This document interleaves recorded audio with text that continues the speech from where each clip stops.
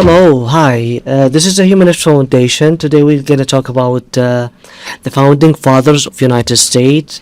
Would like to say happy 4th of July for everyone. And here we are. We have Vincent Downing with us. We have Cole, and we have Wayne Smith with us today. I'm Saeed. We're going to start with Cody. Hi, Cody. Hi.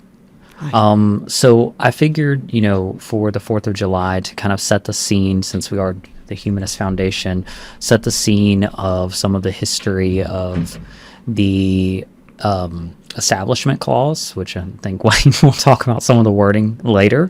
But basically, this is the clause in the Bill of Rights that provides for what is nominally called the separation of church and state.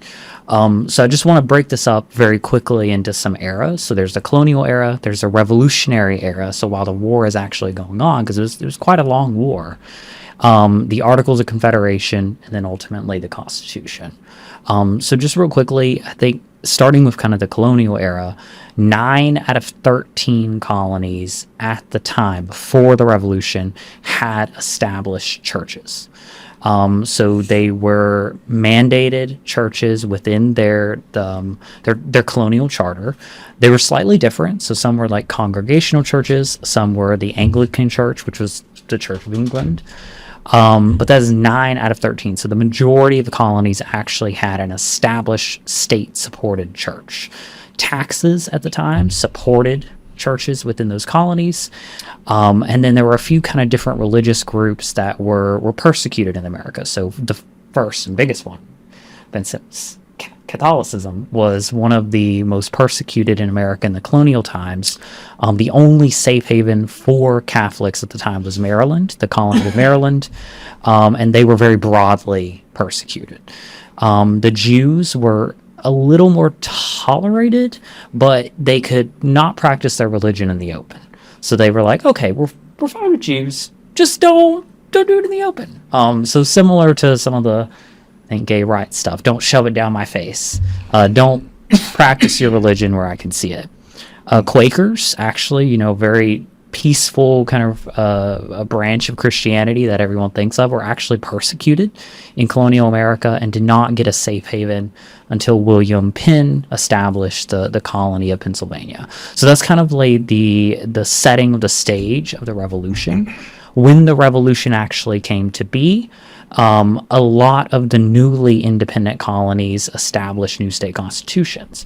The one I want to really hold up today is Virginia. So Virginia their state constitution was written by Thomas Jefferson and then ultimately supported by James Madison. This serves as kind of the basis for the separation of church and state. It has that, not necessarily the separation of church and state language, because that came later in a letter from Thomas Jefferson, but it established the fact that the state and the church are separate entities, and we're not going to establish the Anglican Church at the time, which was previously established in Virginia under the state constitution. There were some lingering kind of state constitutions within the Revolutionary era that still had some of the provisions of an established church or taxes that go to churches, but the ideas were starting to change. The Revolutionary kind of wave, especially because the Church of England was a state-supported church by the United Kingdom. That rebellion against that starts to change people's opinions, and religion becomes a little more of a personal opinion versus something that the state actually has to go into. So I said I'll be quick, so we're going through the eras quickly. So following the revolution, there is that period between the revolutionary end in 1789 and the Articles of Confederation, which were a very, think about the Constitution, but very weak and very states' rights forward. So states had a lot of power under this. It destabilized the country because states would do different things that would undermine the laws of other states. The federal government had next to no power. There wasn't an established executive because they were very scared of an established executive. But I think one thing that was important that came out of that was the Northwest Ordinance. So basically, Britain at the time of the Revolution had banned a lot of settlement west of the Ohio River. When the United States comes to be, there is an ordinance that says, okay, settlers, you can go west of the Ohio River now, which was a very big point within the Declaration of Independence. But interestingly, there's a clause in that ordinance that basically says, and let me get the right wording here, because it's very specific. It's that no one should be molested on the account of their worship or affiliation within these new territories. So this is yet another way that there's a slow kind of change within. At that time, I wouldn't even say federal, because again, the federal government wasn't a thing. Federalism wasn't a thing under the Articles of Confederation.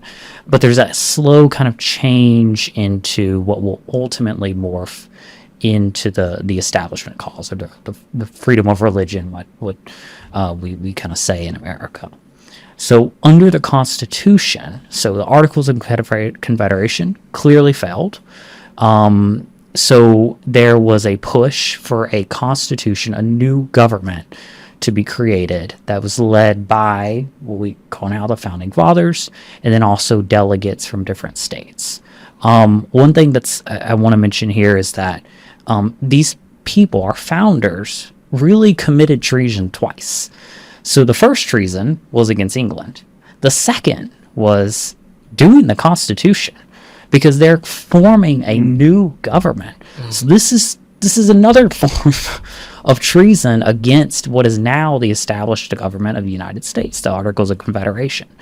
So when they were in Constitution Hall having these arguments, two kind of strains of thought begin to develop. So there's the Federalists who support, as you remember from high school, maybe not you, Saeed, but Vincent and Wayne might remember from high school. The Federalists supported a strong central government. Anti-Federalists supported more of the states' rights, decentralization.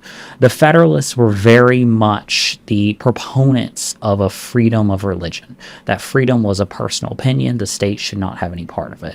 Anti-Federalists, which interestingly did include Jefferson, were a little more, we need to respect the foundations of religion, and religion is important. However, ultimately, when the Constitution is a lot of the provisions are already there, there's a fight over whether to add a Bill of Rights. And that is when the Anti-Federalists essentially flip their opinion. They say, no. Now we need to protect religion in this Bill of Rights. And so it was that debate that brought about what would ultimately freedom of religion within the Bill of Rights. So it was that flipping up of position almost by the Anti-Federalists to say, no, we need rights enumerated out. The Federalists had said, well, we have already limited the government, so they'll never be able to do this. But the Anti-Federalist position was, if we don't specifically say you have freedom of religion, it's going to cause what will become the federal government to kind of stray. But this puts it out there and says you cannot violate these specific things. Last point, when the Constitution, the arguments were coming about within Constitution Hall, when they have decided they've made all the compromises, they needed to convince the American people.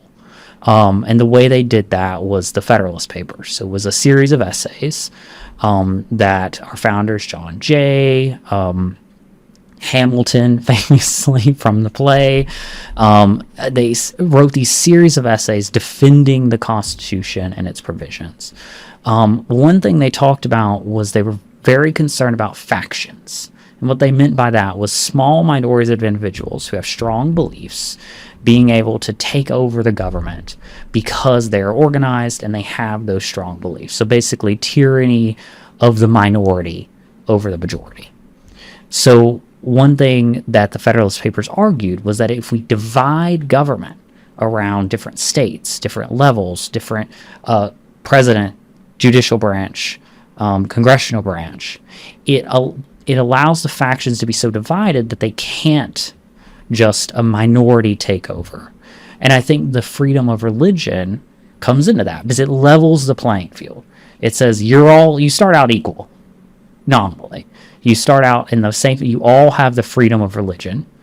You cannot take over the government because you're just a committed minority. Because you get to the levels of power, and A, you have the separation of powers, which stops that. But then B, you now have this provision that says you can't do things like religious tests and say, oh, you need a test to become an office, or taxing other denominations or something like that. So I just wanted to mention that because the Federalist Papers, I think it's very important today. We have a lot of very committed minorities, or in some cases majorities.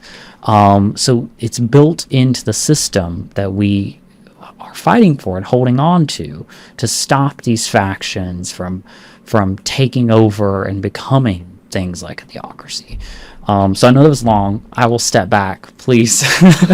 But just to set the scene, like, this is kind of the evolution of all that has been driven by the founders, which everyone will talk about today. So, yeah. That's really interesting background about the founding fathers. Cole, thank you for what you shared with us.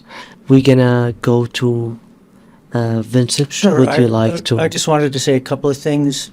Maybe we're getting the cart a little bit ahead of the horse here as far as our audience is concerned, since they haven't been around for all of our discussions and making this video with us.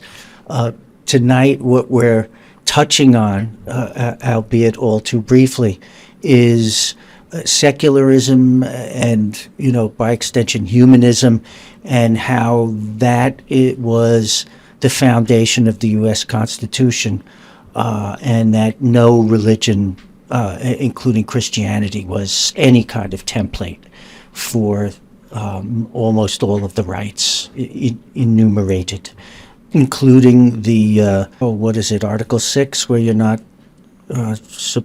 supposed to give people a religious test to see if they can take office.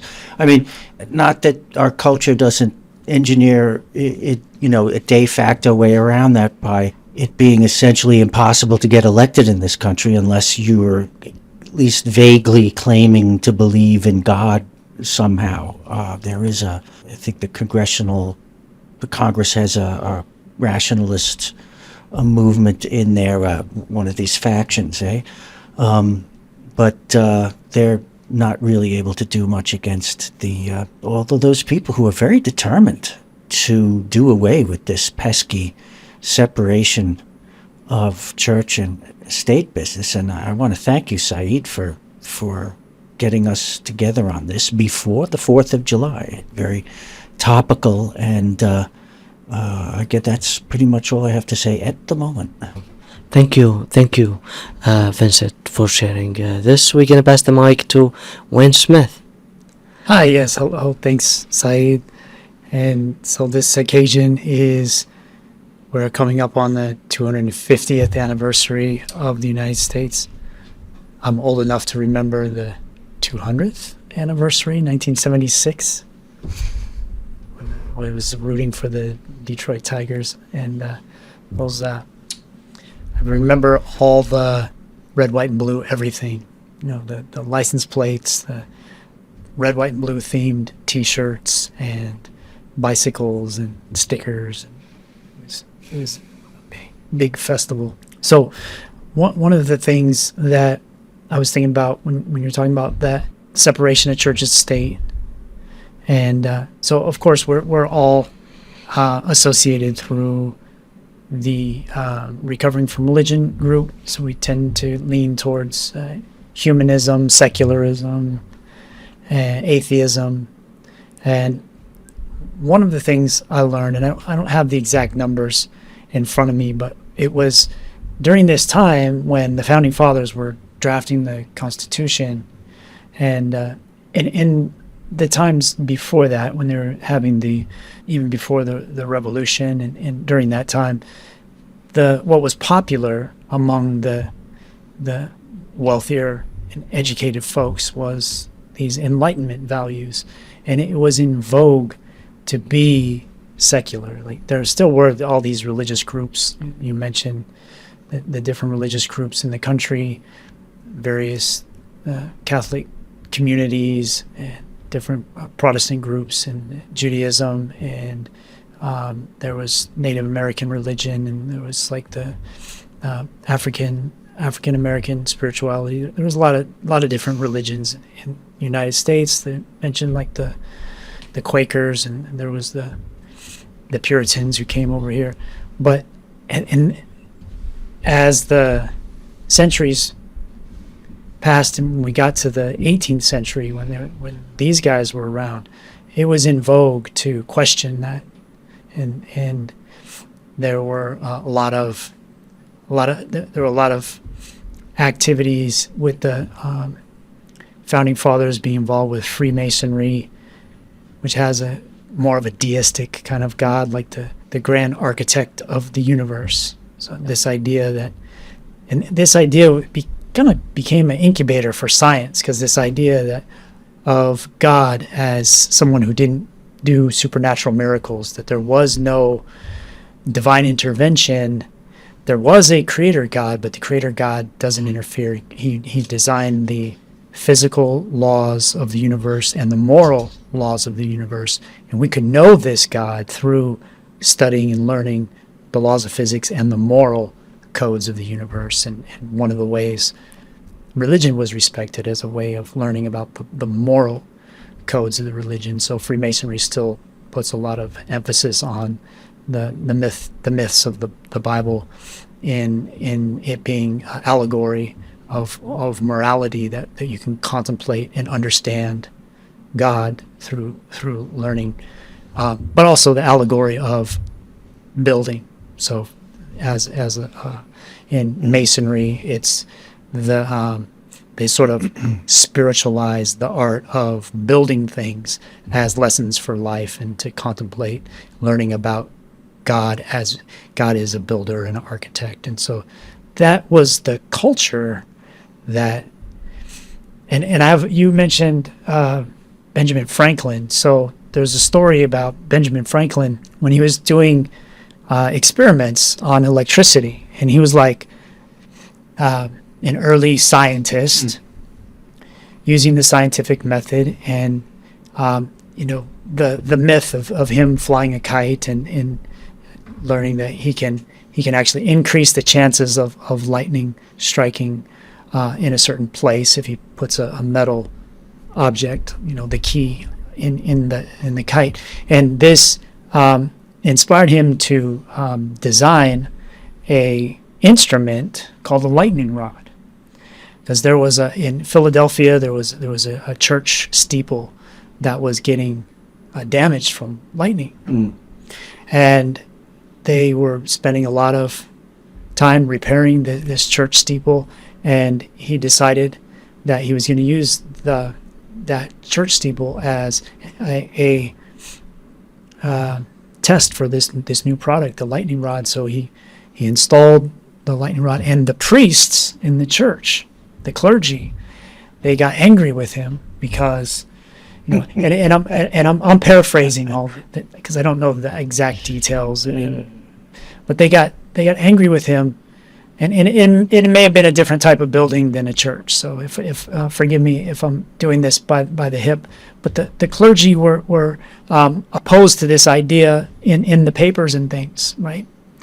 Because they were accusing him of trying to play God, saying, how dare you try to control? We know that only God controls the lightning, right?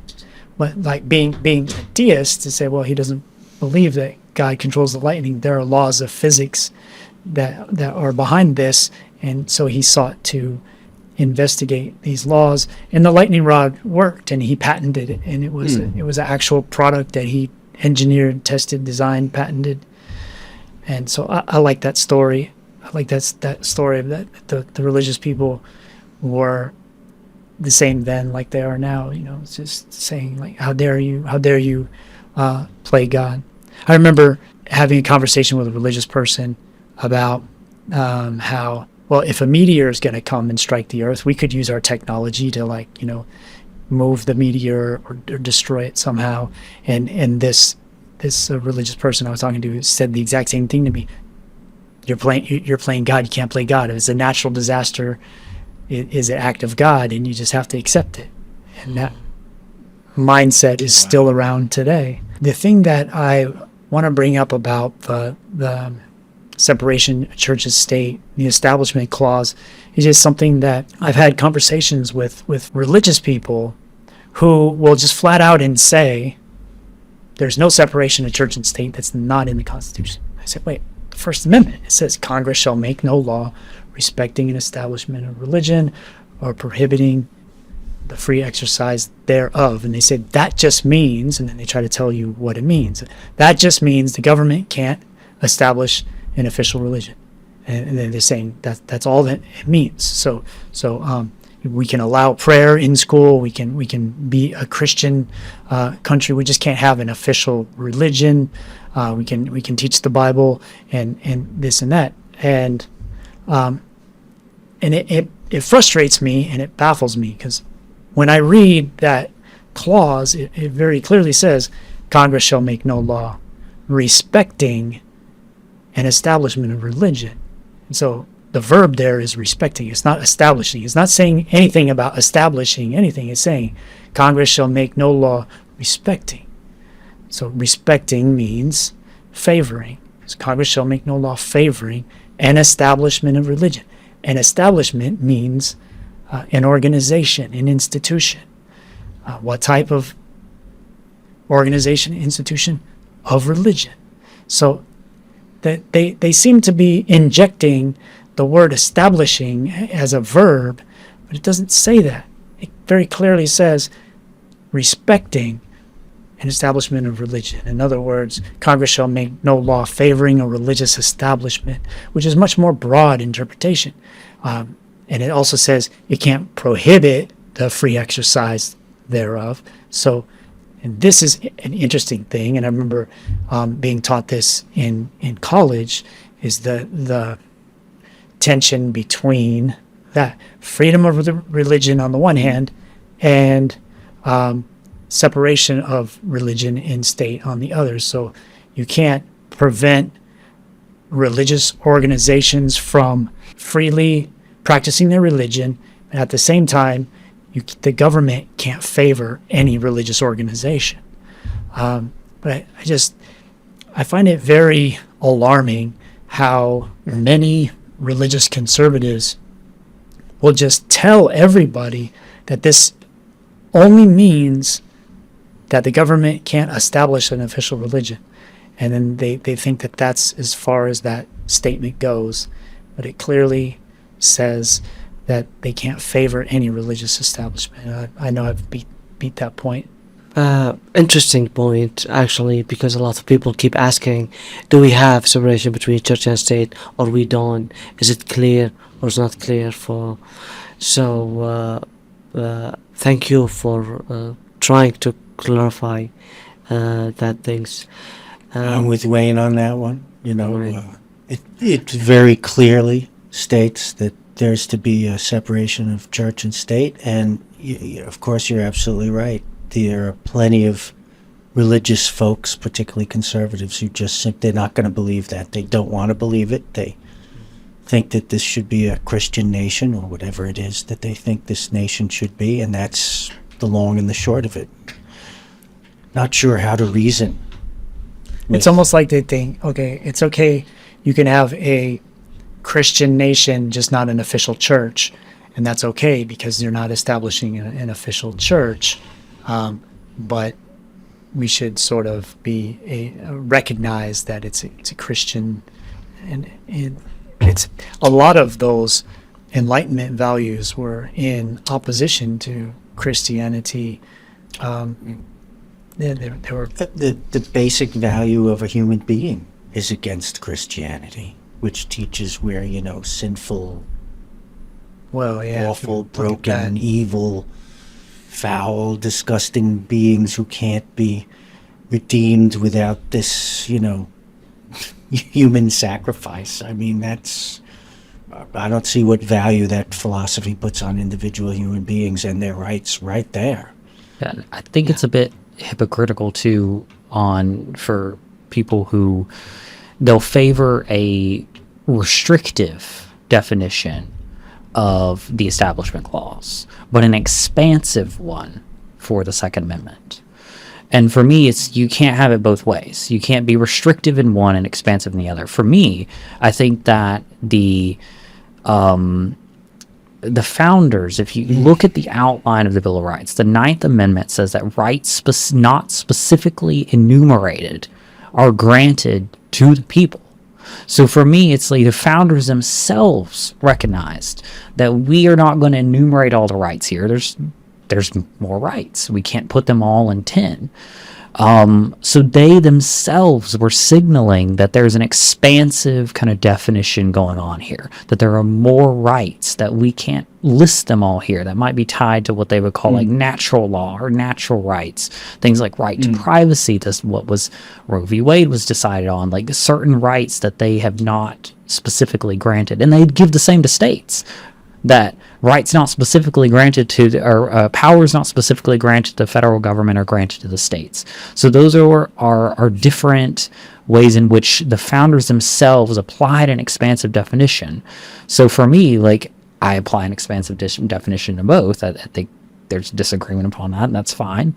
But I think that's a hypocritical thing that people who support the erosion of the separation of church and state, that wall that Jefferson mentioned, have. So we have separation between church and state. That's what Jefferson wrote in the Constitution, right? He didn't use that word. It's worded that what we were mentioning before: Congress shall make no law respecting an establishment of religion or prohibiting free exercise thereof. That's where that idea is referred by Thomas Jefferson as separation of church and state in a letter that he wrote, and it's clearly there. But there's a very strong trend among right-wing people in America, Trump supporters, Republicans, conservative Christian people, who will just repeat this mantra over and over again: there is no separation of church and state. That's not in the Constitution. The same way they'll repeat over and over again, we don't have a democracy in this country, we have a republic. When the truth is, they'll say it's a constitutional republic. Yes, it is. It's a constitutional democratic republic. And these things are not these things are not only they're not incompatible, but they deliberately made a system of a democratically elected representative republic. Like this was engineered to be this democratic system, a democratic republic. But they'll just, it's just like this cult-like thinking, very dogmatically thinking. They just say these things, and it's like they've been it's been hammered into their psyche just to say these things to stop the thinking. Right? As soon as you say anything about democracy, in their minds they say there's no democracy here. This is a republic. As soon as you say separation of church and state, they go, that's not a real thing. That's not in the Constitution. And then they stop. There's no getting past that. It's just a barrier there. Today also I try to educate myself about Thomas Jefferson and how he raised up. Actually, he raised Anglican, right?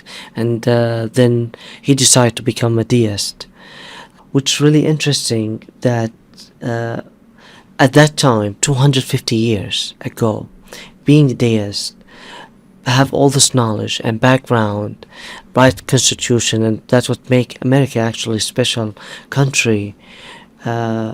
Before even Charles Darwin published his book, and how he got all this knowledge. I mean, to become, to let science involve, in his faith and change the way how he raised up to view the world differently and view himself, and that's what gave him probably credit to be one of the leader who shaped the Constitution today. And I think one thing interesting about Thomas Jefferson is, so he also became president. And if you look at some of his actions, so for example, one of our first wars was against the Barbary pirates. They were pirates in Libya, or modern day Libya, centered around Tripoli. And when we made peace with them, we declared war, then made peace. In that first treaty, so the first treaty of Tripoli, in the peace agreement between the Barbary pirates, which were Muslim at the time, Thomas Jefferson states specifically in that treaty that we are not a Christian nation. I'll see if I can find the exact wording, because I think it's very illustrative. But I think Thomas Jefferson, hang on, let me... I think he also said that we're not enemies of the Muslim people or the Muslim religion. I forget how he worded it. I think that is an acute point, because there's a lot of conflict between the type of government the United States is and Islam, which is a religious government. And it's interesting because that type of theology that Islamic countries have is what a lot of the conservative Christians in America want. And at the same time, Thomas Jefferson himself, who was like at the forefront of being in favor of secular, non-religious government here in America, but yet in his diplomacy with the Muslim world, and says like, yeah, but we're not enemies of you guys, you're cool. And then, which is similar to like us having a super favorable relationship with like Saudi Arabia, which is also a theocracy, like a religious country. And for me, I would like it if back then and now the United States would take a foreign policy that says that no, we think all governments should be secular, and we're not going to just kiss the ring of any religious king in the world because it's diplomatic to do so. But that's what they do. And I did find the wording. So it's the government of the United States of America is not in any sense founded on the Christian religion. And then for yours, it was in itself no character of enmity against the laws, religion, or tranquility of, they put it a little different. It's Muslimin, but Muslims, not muscles. It's Muslims.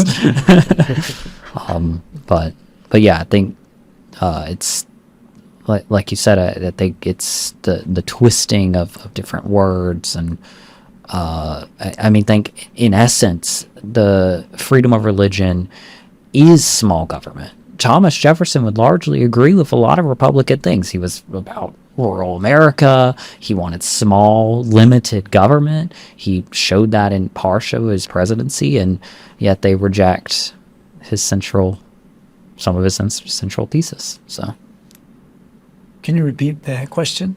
Yeah. The question is Thomas Jefferson as a leader, right, of the United States of America at that time. He has a view and vision how he can lead the country. People at that time do have the same privilege as Thomas Jefferson had at that time, to be not Christian, not believing in Jesus. That's my question. Yeah, I think if I understand your question correctly, you're saying that everyone in American society, whether they were poor or rich, or they were very privileged, or just ordinary working people, or people that lived out in the country, that they all had the intellectual freedom that he had to reject being a Christian, and that's true. That doesn't mean that if you grew up in a small town and your whole community was Baptist or whatever, that there's going to be consequences if you decide you don't want to be a Baptist. You might have to move to New York or something like that, but which is still around today. But there, yeah. And in fact, and I'll look up the actual numbers, but there was a time when just religion became very unpopular in America for a while. Like churches were losing attendance, and it was almost like seen as like a thing of the past, religion, for a while. and then he came roaring back in revivals. Great and Awakening. Yeah. a lot of religious. Yeah, it was. Everyone had that. And when you mentioned deism, that was sort of the church of deism was Freemasonry, and Freemasonry was kind of famous for working people and wealthy people being able to practice Freemasonry in the same lodge. That's a value of Freemasonry, is that once you come in the lodge, they're all equals, they're all brothers. Now you go out, your boss might be there in the lodge. You might even be, because a lodge is a exercise in democratic processes, and a lodge master, the leader of the lodge, is a leader for 1 year. So you might actually be a lodge leader that your boss is just now entering as an apprentice.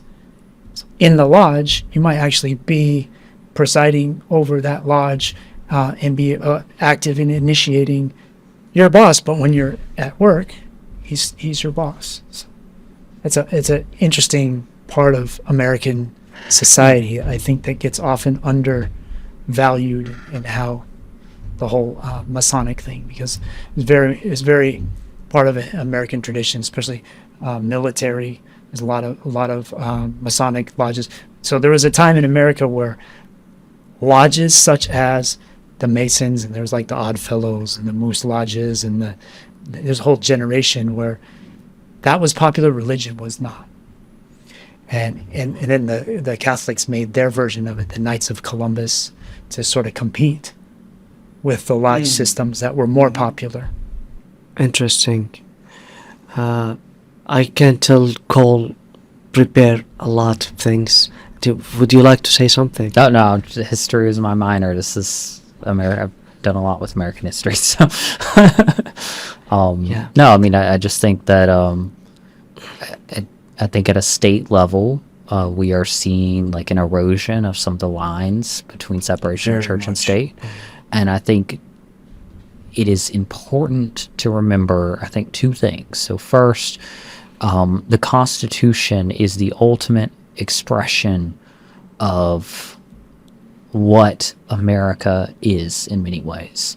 And so a rejection of the freedom of religion as established by whether it was starting the colonial era up until now is a rejection of what made America unique at the time and now. Britain still has a church, a state-supported church. The Queen, the King of England now is head of a church. Mm-hmm. So I think that's important to remember. I mean, I think when there's a rejection or an erosion of that wall of separation, you're rejecting what is fundamentally like an American value. So that's a good message to state legislatures. Not that they'll listen. But yeah, absolutely. Yeah. I said two things, but I think that's the main point. I don't remember the other one. So, yeah. Yeah, that's really interesting, especially that we help a lot of people at recovery from religion. People left the church. Last decade, 40 million Americans left the church. What's the next step? I mean, do you think people are ready to join any other different church, like non-domination Christianity,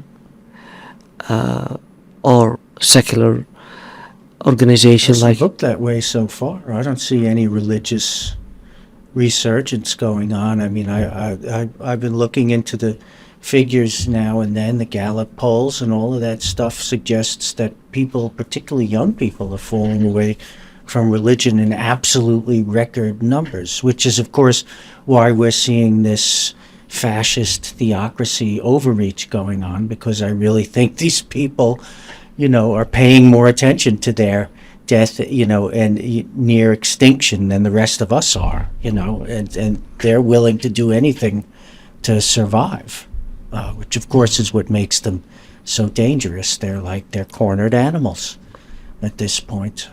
We're just going to have to be better and smarter and unfortunately probably meaner in certain ways, and I don't think a lot of humanists and free thinker types are prepared for that, to be honest.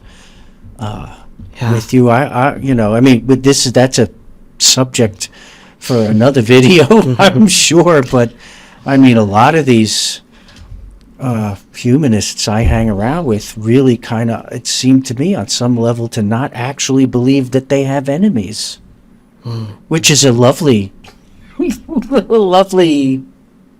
hope, aspiration, but I just don't see that that's realistic. Yeah. Like Thomas Jefferson, thank you for sharing this, Vincent, said he believed that the government is a guiding for the society too. It's a strong guide. Religion, it's a guiding, right, which gonna guide you too. So do you think people without religion and just the government over there is just enough to guide them to a certain direction which take them to live better life? Or do you think that we need another religion that help people, or like what's the solution for this? I think we need values-based communities of many kinds, but look, I'm speaking as a humanist here. To me, victory isn't a future where every man, woman, and child on earth swears fealty to some humanist pope. Victory to me is a thriving ecosystem of many philosophies, and whether, I might not like it, but religions too. And that's how they kind of keep each other in check, hopefully. But then that's an American value. You've got states keeping each other in check, communities and philosophies keeping each other in check. I mean, when I'm talking about promoting humanism as a set of values are to build a broader community around, I'm talking about that as an offering for a whole bunch of people, to be sure, but nothing works for everybody. Although I certainly don't want to give up on a secular government, and I like this, silly humanist enlightenment stuff like value of the individual and rights for the individual. So maybe I'm really wedded to the idea of a humanist and a secular government that does what it can to safeguard everybody's freedom to be these different things. I think the problem is that these nuns, these people who are falling away and who answer the question to the Gallup and other poll people, what is your religious affiliation? And they say none. My problem is that they're not forming community, and people need community. We are social animals. So, and of course, just because you don't have a religion doesn't mean that you're safe from believing in nonsense like, I don't know, crystal power or astrology. So I found the numbers that I was looking for. It's a little different than what I was expecting, though. It's formal church membership back then during the time of the Founding Fathers and the American Revolution. Official members of churches was about 17%, whereas today it's about 47% of the population are officially members of the churches. But it wasn't because they were all religious, or they were all secular, or they were all deist. It's just because they would just occasionally go to church, but they weren't active church members so much. So active church attendance, even occasionally, they said, up to 80% of the people still identified as being religious and would go to church on occasion. Sure. They just weren't like card-carrying members of the church, which is more than today. So, but I did hear about a period of history, and maybe it was after that or before that, where there was a lot more secularism. But according to what I just read, it was less official church involvement, but they still identified as being Christian and being religious people, which kind of makes more sense. That's How are we really, doing for time, Saeed? yeah, I think almost that's- we're almost there. I would like to thank the founders for the right that we have today, freedom that we have. I know some people would like to add something, make like people life much more better, and I would like to say happy 4th of July to America and to everyone here. Anyone would like to share anything? Well, I would like to say close? that also there's in the United States there's sort of a lot of putting these founding fathers on a pedestal, and this we want to not forget they were flawed creatures, and they were all slave owners, and they were all very very human. They all profited off the suffering of others, and they in the context of drafting, making a government, there were some interesting things that they did right that we benefit from. I think the separation of religion and government is something that they did right. There is also, we're still recovering from a lot of problems with the whole idea of coming over here and colonizing the place and displacing the locals and everything that involves enslaving the Africans.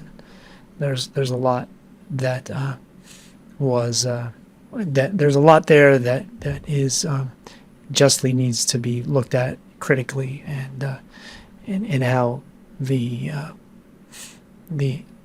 ills of that time still affect us today. Interesting point. Interesting point. I would like to thank Vincent Downing for being here, and Cole, you did a great job preparing for all this, and Wayne Smith, thank you, and happy 4th of July. Thank you, Saeed. Yes, Thank you. Thank you. All right. Thanks, Sai. You're welcome. Not all. Very good. Oh, that's Benjamin great. Franklin, Hamilton, fervently anti-slave.